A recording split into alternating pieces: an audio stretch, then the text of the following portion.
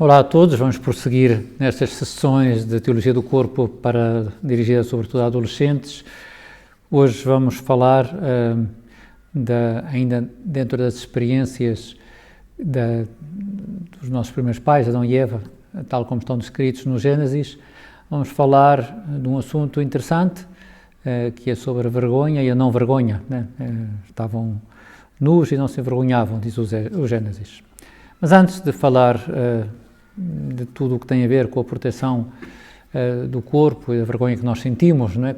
E que nos leva a tapar-nos, lembrar que, por exemplo, que há uns anos foi instituído no nosso país, e nos outros países também terão algo parecido, o regime da proteção de dados. O nosso nome, o nosso cartão de cidadão, a nossa morada, o nosso telefone, tudo isso são dados e muitos outros que têm a ser protegidos. Eles são maus? Não são. Mas o que há sempre o perigo é de serem mal usados. Não é a mesma coisa sobre o que vamos falar agora, mas dá uma ideia que para se esconder algo não quer dizer que seja má, ou seja mau. Significa que às vezes esse esconder protege o bem que é isso que estamos a proteger. Dizia que quando se faz a descrição daquele estado idílico do paraíso, um dos aspectos que o autor sagrado quis assinalar é o que eu acabei de referir há pouco. O homem e a mulher estavam nus e não se envergonhavam.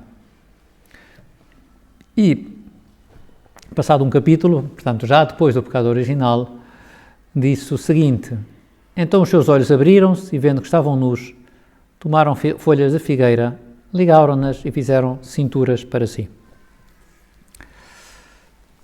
Aqui a pergunta que queremos fazer é o que é que mudou?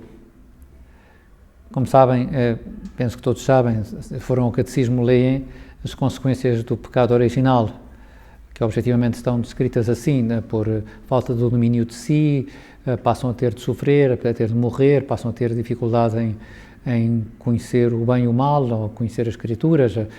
Todas essas consequências negativas do pecado original e que são descritas, digamos, de forma objetiva, como se fosse de fora.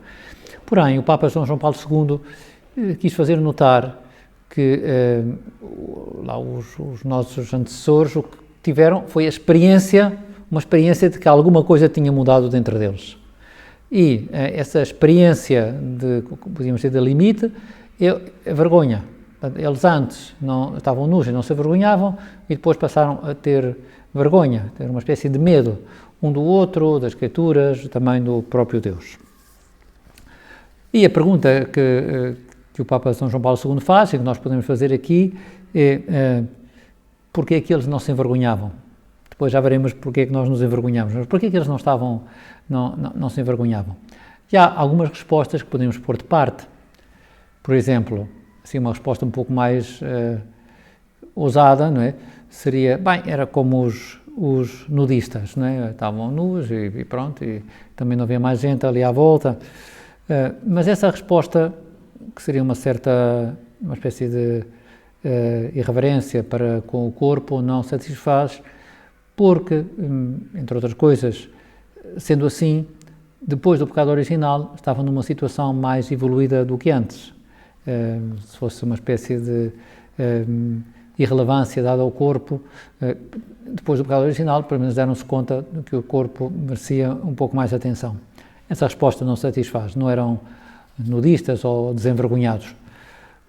Uma outra explicação, que é um pouco mais difícil de rebater, era que eram como as crianças, eram como se fossem crianças. Embora essa resposta também não satisfaz plenamente, ou pode não satisfazer plenamente, porque nós sabemos que eles tinham, antes do pecado original, uma ciência proporcionada ao seu estado. E essa interpretação não joga bem com o cântico nupcial do versículo anterior. Esta sim que é osso dos meus ossos e carne da minha carne.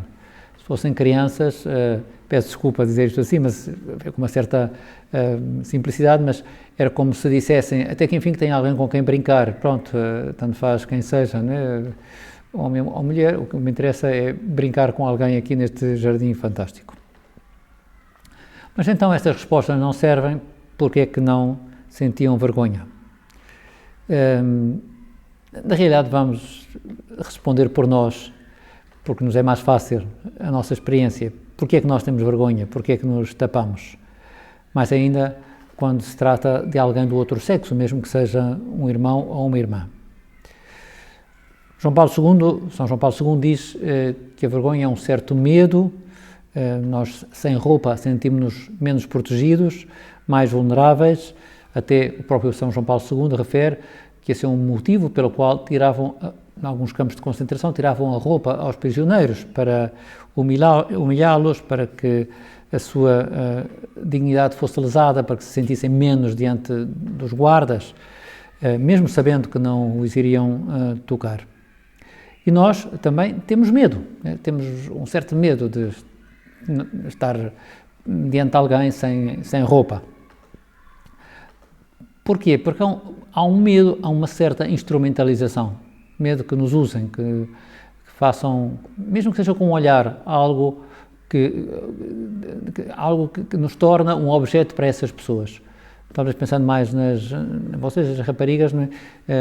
E peço desculpa pelo exemplo incómodo, mas se a pessoa vai no metro e se repara que um homem está a olhar fixamente para as vossas pernas, eu tenho a certeza que nenhuma de vocês se sente cómoda.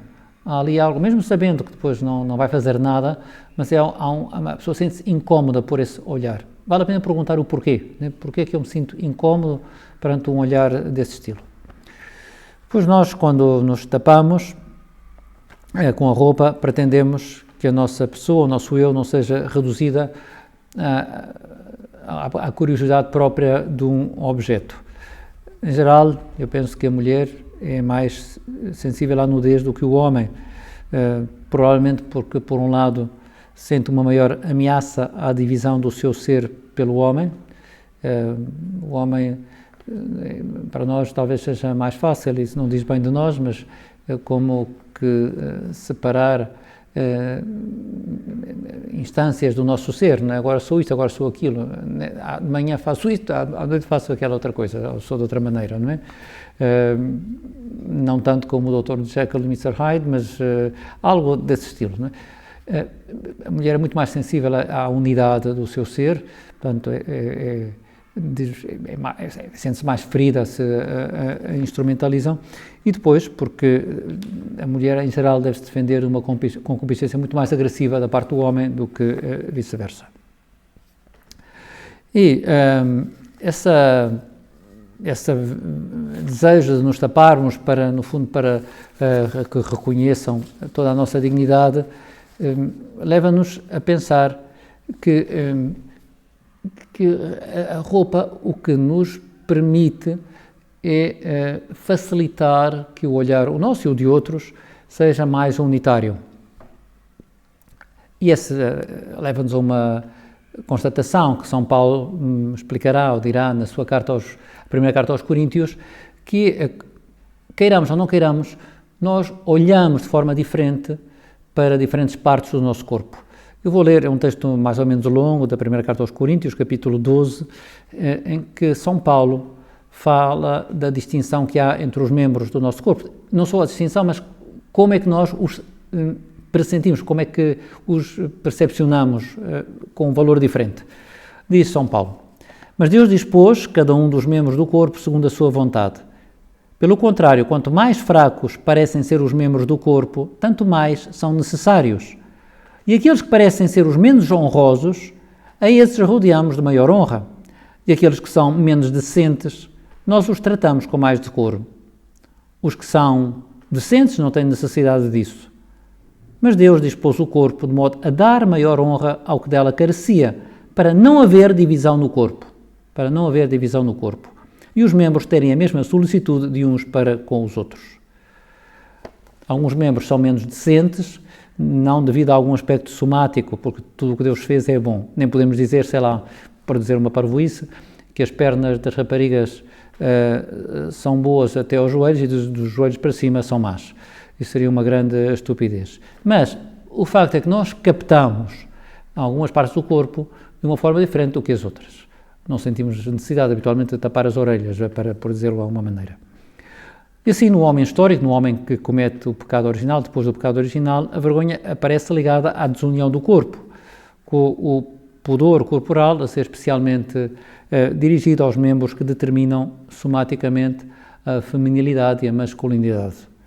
O pudor dos membros mais débeis, que faz com que sejam revestidos de maior dignidade, que lhes prestemos mais atenção, porque temos que os tapar com mais urgência, é a nossa forma de reequilibrar a desunião que aconteceu no corpo, permitindo-nos, até certo ponto, recuperar a visão unitária do corpo e apresentar essa visão unitária do corpo aos outros. E daqui podíamos extrair uma conclusão óbvia. Se o pudor o que faz é levar-nos a tapar algum dos nossos membros para manter a unidade da pessoa, para que ela possa ser vista unitariamente, então podemos deduzir que na situação originária estava presente essa visão unitária mesmo sem a roupa. O homem não se sentia desunido, interiormente avaliava de modo igual todos os seus membros e, além disso, nada temia. Não temia a sua nudez, pois olhava o seu corpo e o do outro na unidade da sua pessoa e sentia-se avaliado como pessoa, sem necessidade de se defender de nenhum olhar intrusivo. Podíamos dar um exemplo que facilitasse, não é? Um pouco parvo, mas pode permitir entender melhor todo este raciocínio. Se eu chegasse a uma ilha onde toda a gente andava com muleta, porque só tinha uma perna, não é? Para equilibrar o andar, e se ao entrevistar os locais nos dissessem, sim, nós temos uma ideia vaga, uma lenda de que há uns anos andávamos sem muletas, as pessoas andavam sem muletas. O que é que se poderia deduzir, mesmo que não tivessem visto ninguém com duas pernas? Mas o que poderiam deduzir era, bem, se andavam sem muletas e não caíam, se calhar é que tinham uma espécie de muleta incorporada, o que se chama uma segunda perna incorporada. E esse é o mesmo raciocínio que fazemos assim, agora. Se eles estavam nus e não se envergonhavam, isto é, captavam o corpo de forma unitária, sem vontade de instrumentalizar, porque não havia nenhuma parcialização dos órgãos, que havia todos os membros com igual valor, era porque o olhar era puro, transparente, porque o corpo do outro era visto como o corpo de uma pessoa. Não havia essa espécie de canibalismo intencional, não é? Em certo sentido, de querer partes do corpo sem respeitar a pessoa na sua totalidade. Por isso, São João Paulo II diz que eles, Adão e Eva, olhavam um para o outro de um modo similar a como se diz que Deus olhava para o mundo, viu que tudo era bom. Tudo transmitia amor, tudo transmitia beleza, não havia nada a temer. É possível voltar para essa situação? Eu diria que aqui na Terra, em geral, não. Como não é possível voltar à situação antes do pecado original, onde não havia sofrimentos, ou dores ou morte. Nós, perante as doenças, podemos criar vacinas, prevenções para que elas não aconteçam, mas sempre estamos ameaçados por essa consequência, uma das consequências do pecado original, que é a possibilidade de termos de sofrer. Há situações em que a vergonha pode desaparecer, sobretudo quando se confia muito no outro, as crianças nos pais, eventualmente o marido e a esposa, não é? Isso pode desaparecer, mas em geral, a nossa maneira de defender-nos dessa desunião que há dos nossos membros, na forma de os avaliar, e também uma certa concupiscência, é vestirmos-nos. Claro que um dia, uma das sessões, falaremos um bocadinho mais sobre isto, mas isto depende, a forma de se vestir, depende de onde é que se está, em que cultura é que se está, mas há sempre um mínimo, não é, que pede que estejamos tapados.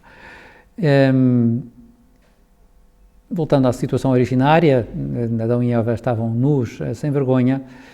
porque através do corpo era transmitida a vontade de doação e de aceitação do outro, sem reservas.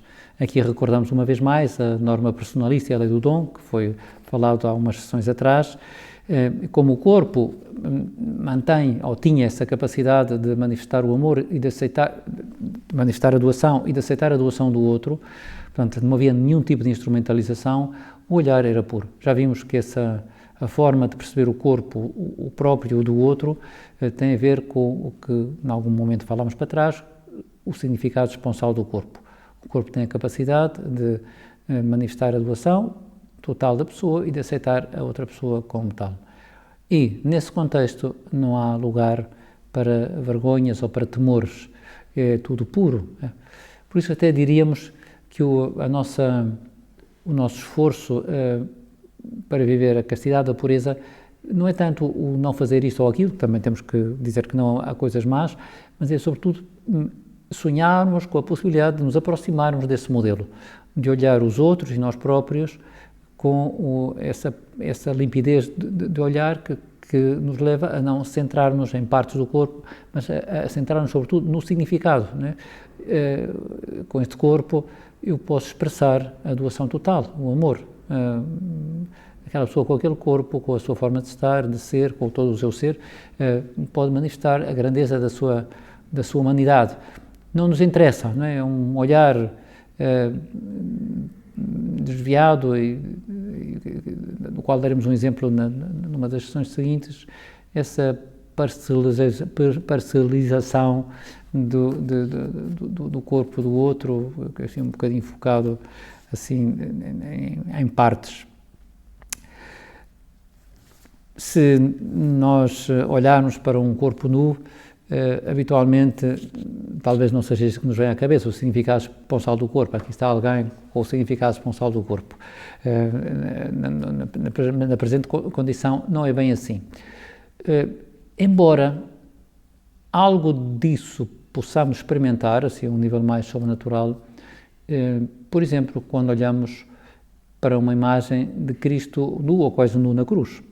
Ali o corpo fala do amor, da entrega total.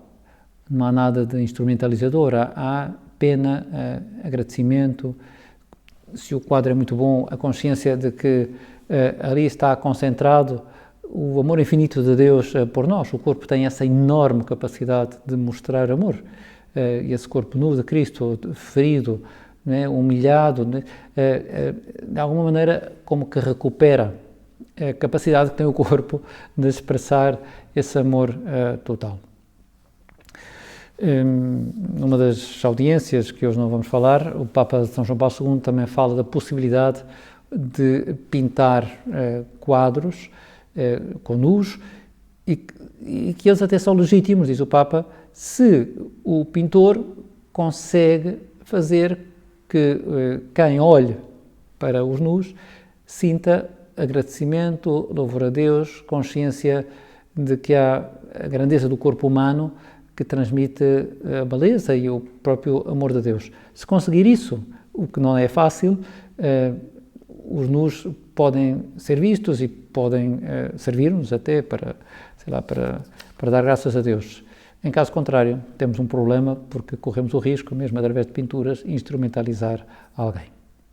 Vamos ficar por aqui, é uma sessão um pouco mais densa, mas não nos esqueçamos que a não vergonha também é algo que talvez possa ajudar. Né? É muito bonito como Deus quis que através do corpo Adão e Eva percebessem que lhes tinha acontecido algo cá dentro. Isso é muito interessante, não é? O corpo não só nos permite saber quem é que nós somos, mas também permite, muitas vezes, explicar-nos a nós próprios em que situação é que nos encontramos. Portanto, fala. O corpo tem uma linguagem, fala-nos. Isso será explorado também mais para a frente.